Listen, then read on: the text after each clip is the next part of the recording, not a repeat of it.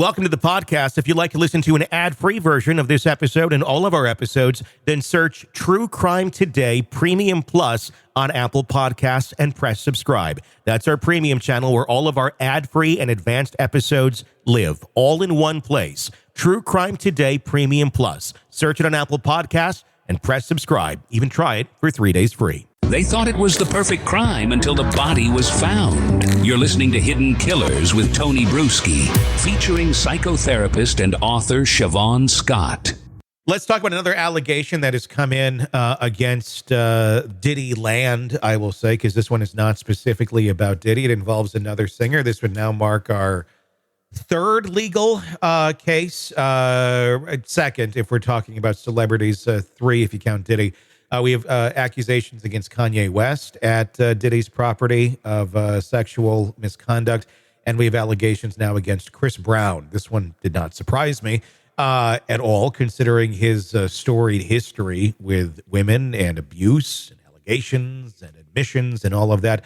But yeah, we have another one that has come to light here, basically similar to Kanye West. He was at a Diddy party, and this is where he chose to do what he did, violating another woman at basically a Diddy party. It seems like this was kind of the safe place to do horrible things. Yeah, definitely a certain crowd of people who were all very comfortable with, victimizing other people, particularly women, kids, or people with less power than them. There's the old saying, birds of a feather flock together. We're starting to see them. I mean, we're starting to see this flock emerge, and the names. I mean, if you were to, this is just my personal conjecture, and again, all these people are innocent until proven guilty. But if you were to take a list of celebrities and who are in the music industry who've hung out with Diddy, and you go, I wonder who might be prone to abusing women. Not really surprised by Chris Brown. Mm-hmm. I can't honestly say I'm super surprised by Kanye. That's just my own opinion. Based on nothing than my own opinion of him not seeming to be very well mentally. But we're starting to see some of these come together. Do you think we're going to see, other folks that are, they were going to be surprised by any of the names, I guess, when they do come out of the people that have been, who are participating in this sort of stuff? Or is it going to be kind of, I'm not surprised? It's kind of horrifying when you look at the people who have been associated with him or his various types of parties over the years. I would not be surprised if more names come out, but who those people are, we may be surprised about. Yeah, that'll be fascinating. We've also learned this last week about there was some requirements here to get into the Diddy party if you wanted to be a quote model, which I want to separate the two here, because there were people trafficked in to this as sex workers, knowing they were there as sex workers. There was also people that were brought in under the guise of, you're a model, you're an angel tonight, you're going around. In reality, they were expected to have sex with the guests. That's pretty much what we're learning. And there was a weigh-in as well. You had to be of a certain weight and a certain look to get into these parties. So there was plenty of people who were actually turned away. I'm sure probably upset that they didn't get into the Diddy party. I'm guessing all these years now, they might be looking back on that going, I'm glad I had that extra cheeseburger last week because that put me over the limit. Definitely. Yeah, it's horrifying when you look at the big picture, and I'm sure people now are looking back with hindsight, and anybody who avoided trouble should be grateful. And that's the thing. There's plenty of people who went into this knowing it was trouble, knowing that this stuff is wrong. But I think there was a lot of people who either went into it knowing it was wrong, but there was a level, I think, of acceptance of a certain point of, this is how this works. We have power. We have this money. The industry has always worked this way because it has. It's only in the last 10, 15 years that we've been, maybe we should stop aiding and abetting rapists in the music industry. We're like, we had a lot of bad people. Maybe we should do this. That being said, there was a lot of people that went to this stuff wanting to participate in it. with Diddy and this downfall like this, I'm just asking your conjecture, do you think these things are still going on? Do they just get moved to another location? Or is the industry, is this kind of celebrity music world, social circle, are they scared? Are they stopping? Is this changing behavior, I guess, is my question. What do you think?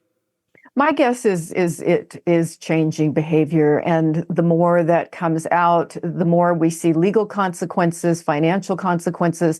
I think it will shut a lot of it down. I mean, we've always had the people who have more power, whether it's in the film industry or the music industry, exploiting people with less power. So I think there'll always be that tendency, but certainly doing it in a more cautious way and perhaps in a smaller way. Not on such a mass scale. And I think that's how Yeah. most of us thought, because there's bad things happening with people. I think everybody kind of, well, it's probably private. It's not going to, like, this throw caution to the wind. Let's have these orgy parties with literally people who aren't even of age. Yeah, I mean, just the amount of confidence, I guess, one had to get away with things is kind of shocking on the part of Diddy. Mm-hmm.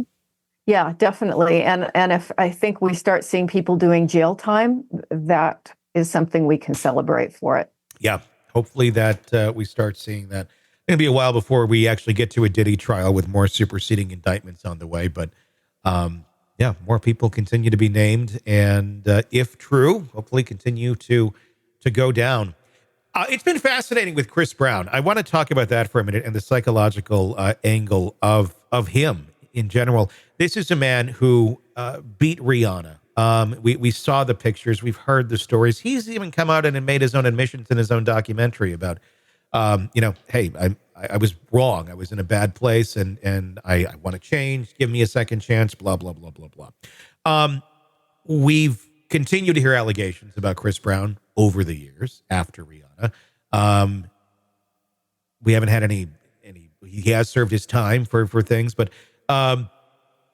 people still continue to listen to his music. People still continue to celebrate him. A lot of the big publicity of the abuse took place 15-ish years ago, give or take a little bit. A lot of the young people who listen to Chris Brown today, I mean, Chris Brown is like an older artist. He's not a new guy anymore.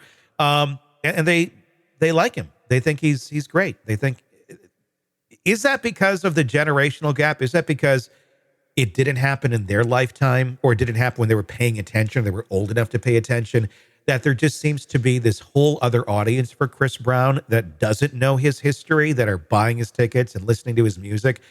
Even though the facts are out there, they still continue to celebrate him because it wasn't in their memory bank. Mm-hmm. Yeah, I remember it like it was yesterday, but I'm much older, and I'm sure people who were just kids at that point didn't hit their radar, not paying attention to it. And it's really easy when celebrities do something. I think sometimes they're given more grace because they are so talented, or people enjoy their music or their films or whatever. It's probably more of a tendency to be kind of pushed away. Yeah, I mean, it's so bizarre to me that people are still listening to Chris Brown. Honestly, I thought that was going to end a long, long time ago.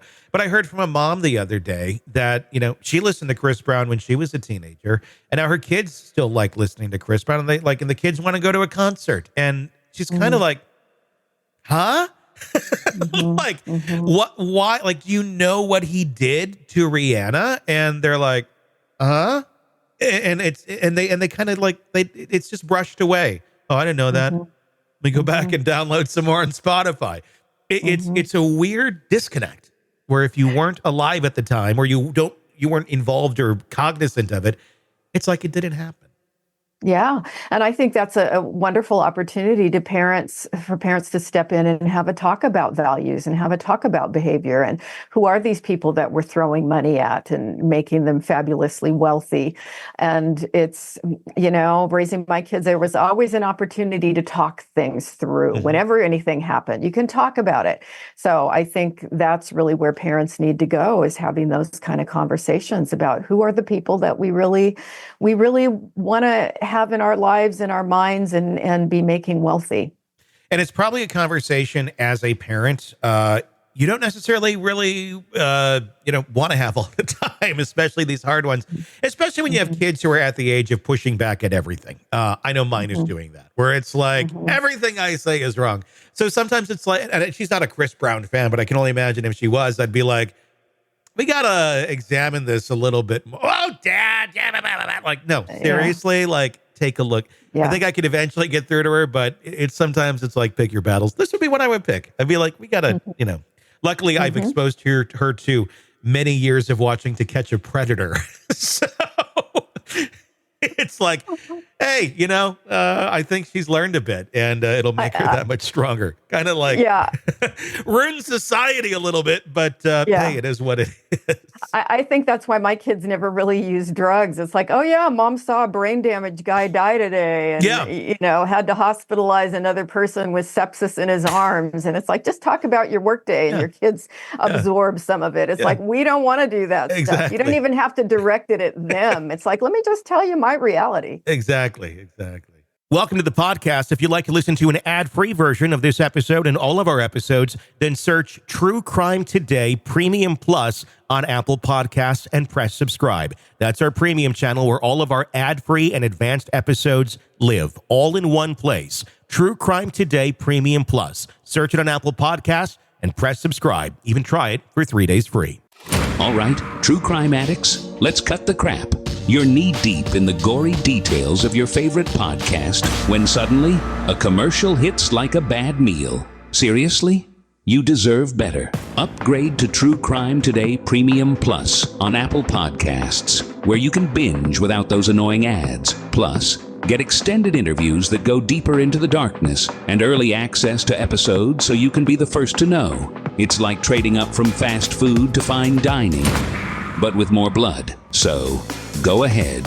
Search for True Crime Today Premium Plus on Apple Podcasts. Subscribe and feast on the good stuff.